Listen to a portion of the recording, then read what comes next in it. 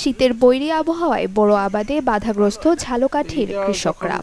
সেই সাথে সার, কীটনাশক এবং বীজ সহ উপকরণের দাম বাড়ায় বিপাকে পড়েছেন তারা।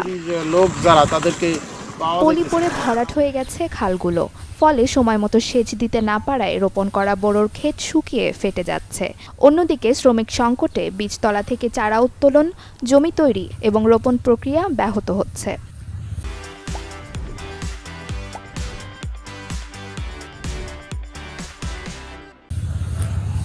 লেবার পাচ্ছি না, তার জন্য নিজেরা চাষ করি। ওষুধেরও দাম বেশি, এবার সব জিনিসেরই আর কি দাম বাড়তি। এবার 800-1000 টাকা আপনার লেবার খরচ, এগুলা ঠিক মতো বহন করতে পারতেছি না।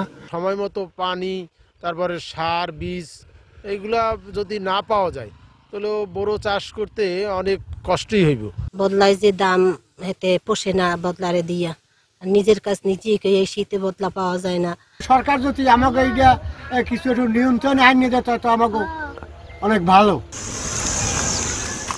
ঝালকাঠি জেলায় চলতি মৌসুমে 13,800 হেক্টর জমিতে বোরো আবাদের লক্ষ্যমাত্রা নির্ধারণ করেছে কৃষি বিভাগ, যার মধ্যে বীজতলা তৈরি হয়েছে 765 হেক্টর জমিতে।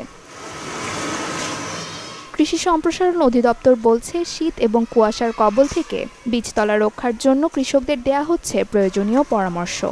কৃষকদেরকে কিন্তু আমাদের মাঠ পর্যায়ের উপসহকারী কৃষি কর্মকর্তা থেকে উপজেলা এবং জেলা পর্যায়ের কর্মকর্তাগণ কিন্তু নিয়মিত কিন্তু কৃষকদেরকে এই ব্যাপারে কিভাবে এই যে তীব্র শৈত্যপ্রবাহ হলে এই বীজতলার কিভাবে যত্ন নিবে সেই সব ব্যাপারে কিন্তু তাদেরকে পরামর্শ প্রদান করি।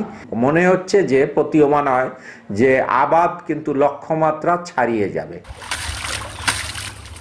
সার ও কীটনাশক সহ অন্যান্য উপকরণের মূল্য কমিয়ে সহনশীল করার দাবি কৃষকদের। তা না হলে বড় আবাদে এ জেলায় লক্ষ্যমাত্রা অর্জন না হওয়ার আশঙ্কা করছেন তারা।